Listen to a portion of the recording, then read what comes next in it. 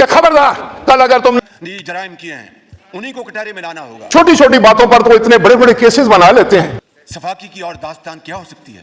پاکستان میں انسانی حقوق کی خلاف ورزی ہے. قانون کے کٹہرے میں کھڑا کیا جانا چاہیے. ہم سب مل کر بھی کمزور ہیں اور وہ اکیلا ہم سے طاقتور ہے. اپنے گھر کو ٹھیک کریں اور جو ہمیں درپیش مشکلات ہیں آپ کو بھی پتہ ہے جناب, کریں ضرور سیاست کریں. آپ کا اگر کوئی بندہ گرفتار ہے اور خدا کے لیے کوئی ڈائلاگ اوپن کر لو. آپ بھی جناب وزیر اعظم میں آپ سے گزارش کروں.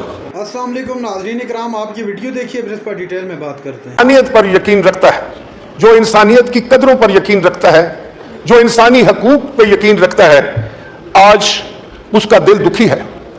اور یہ کافی عرصے سے, جب سے اسرائیل مارز وجود میں آیا, فلسطینیوں کے لیے زندگی تنگ کر کے رکھ دی گئی, ان پر ظلم کے وہ پہاڑ توڑے گئے, ان پر اتنے ظلم ہوئے کہ جس کی مثال شاید تاریخ میں ڈھونڈنی اتنی آسان نہ ہو.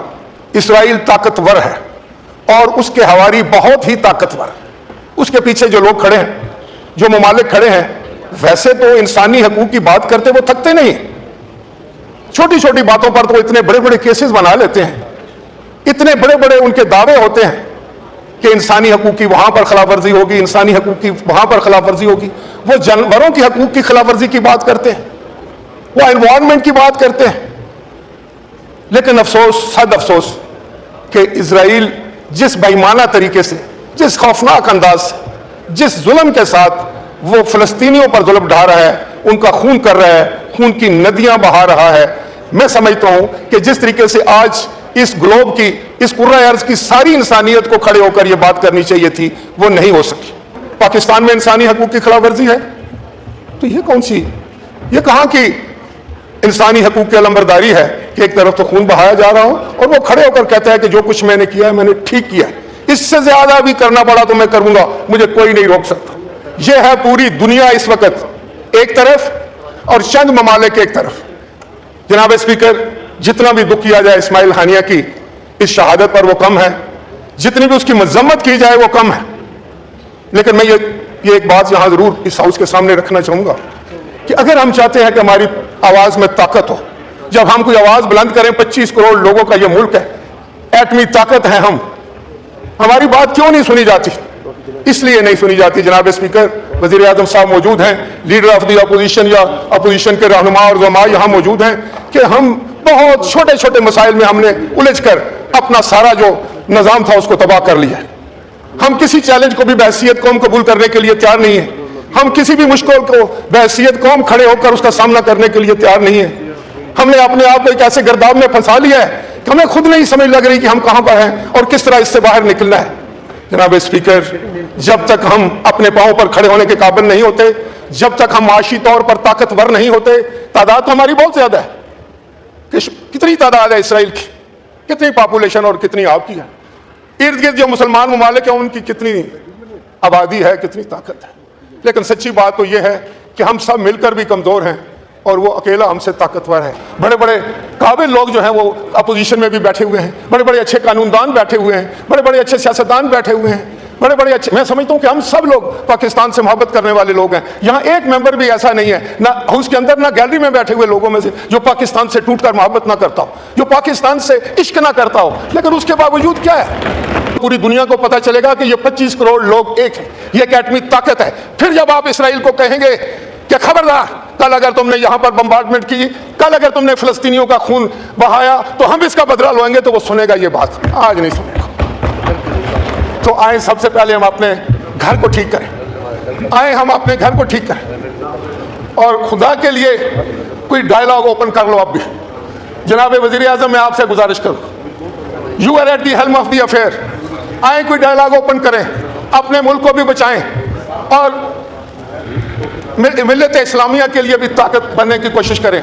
تو یہ اسی وقت ہوگا جب ہم ایک دوسرے کا ہاتھ پکڑیں. سیاست کریں, ضرور سیاست کریں. آپ کا اگر کوئی بندہ گرفتار ہے اس کی بات کریں, اس کو گرفتار نہ ہونے کی, اس کو آزاد ہونے کی بات کریں, لیکن پاکستان کے لیے ایک ہو جائیں. اور یہاں بیٹھ کر جو آپ بات کریں وہ ہم آنگی کی کریں, اور جو ہمیں درپیش مشکلات ہیں آپ کو بھی پتہ ہے جناب, ہمیں بھی پتہ ہے, ان پر بھی تو بات کی جائے. اور آخر میں یہ میں کہوں گا کہ میں فلسطینی عوام کو، ان ماؤں بہنوں اور بیٹیوں کو خراج تحسین اور عقیدت پیش کرنا چاہتا ہوں. میں کشمیر کے ان عظیم دوستوں کو جو اپنی آزادی کی جنگ لڑ رہے ہیں خراج تحسین پیش کرنا چاہتا ہوں، اور ان کو یہ پیغام دینا چاہتا ہوں کہ ظلم اور بربریت کی رات جتنی بھی سیاہ ہو، جتنی بھی کالی ہو، جتنی بھی گھمبیر ہو، لیکن ایک نہ ایک دن کسی سویرے کے انشاءاللہ تعالیٰ دہلیز پر اس کو دم توڑنا پڑتا ہے، اور ایک سورج طلوع ہوگا، اور وہ انشاءاللہ تعالیٰ فلسطینیوں کی آزادی کا ہوگا اور کشمیر کی آزادی کا ہوگا. خوش آئند بات ہے کہ آج یہ معزز ایوان متفقہ طور پر اس حوالے سے قرارداد لے کے آیا ہے. تو جناب اسپیکر، اس کے لیے میں آپ کا بہت شکر گزار ہوں، اور اس معزز ایوان میں تشریف فرما تمام معزز ممبران کا شکر گزار ہوں، چاہے وہ رائٹ سائڈ پہ ہیں یا لیفٹ سائڈ پہ ہیں.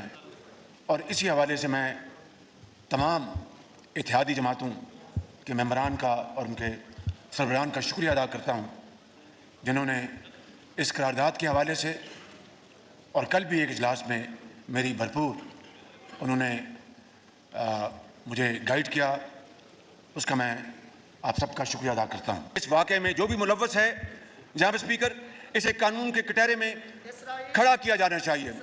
میں صہیونی ریاست کی بار بار ذکر کر چکا ہوں جناب اسپیکر، بار بار اپنی تقریر میں، ایک مرتبہ پھر صہیونی ریاست نے جرائم کیے ہیں، انہی کو کٹہرے میں لانا ہوگا. 10 اپریل کو صہیونی ریاست جناب اسپیکر عکاسی کرتی ہے اسرائیل کے سفاکانہ کارروائیوں کی. 10 اپریل کو اسماعیل ہنیہ کے 3 بیٹے، اندازہ کیجئے جناب اسپیکر اس سے بڑی صفاقی کی اور داستان کیا ہو سکتی ہے، اس سے بڑے اور جرائم کیا ہو سکتے ہیں جناب اسپیکر.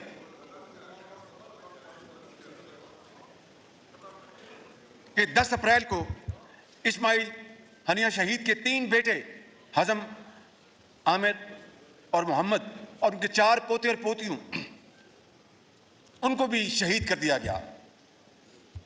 دنیا کی تاریخ میں،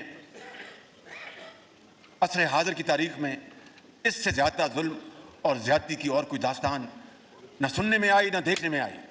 اور جناب اسپیکر، اس سے بڑی میں سمجھتا ہوں کہ عصر حاضر میں قربانیوں کی اور داستان کیا ہو سکتی ہے، اور تاریخ ان قربانیوں کو ہمیشہ سنہری حروف میں یاد رکھے گی. ناظرین کرام، آپ نے ویڈیو دیکھی. سابق اور موجودہ وزیراعظم آمنے سامنے. راجہ پرویز اشرف نے اس حکومت کو دھو کر رکھ دیا. آپ جانتے ہیں کہ فلسطین کے اندر کس طرح لوگوں کو شہید کیا جا رہا ہے، اور وہی ظلم پاکستان میں برپا کیے رکھا ہے. پاکستان کے تحریک انصاف جو ایک مخصوص جماعت کو نشانہ بنائے ہوئے انہی لوگوں کو اٹھایا جا رہا ہے. بیرسٹر گور نے بھی اس پر بات کی، اور راجہ پرویز اشرف خاص طور پر آج اس حکومت پر برس پڑے. اس طرح آپ سمجھیں کہ یہ جو موجودہ الیکشن، حالیہ الیکشن ہوا ہے، موجودہ نہیں، حالیہ الیکشن کی ہار کا اعتراف کرتے ہوئے دکھائی دیتے ہیں. بہت سارے وزراء اپنی اپنی گفتگو کے اندر مختلف مواقعوں پر ہم نے دیکھا ہے کہ بہت سارے وزراء نے اس بات کی تائید کی ہے کہ یہ والا الیکشن اور 8 فروری کو خاص طور پر تحریک انصاف کو جس حساب سے مینڈیٹ ملا وہ پاکستان کی سب سے مقبول جماعت ہے.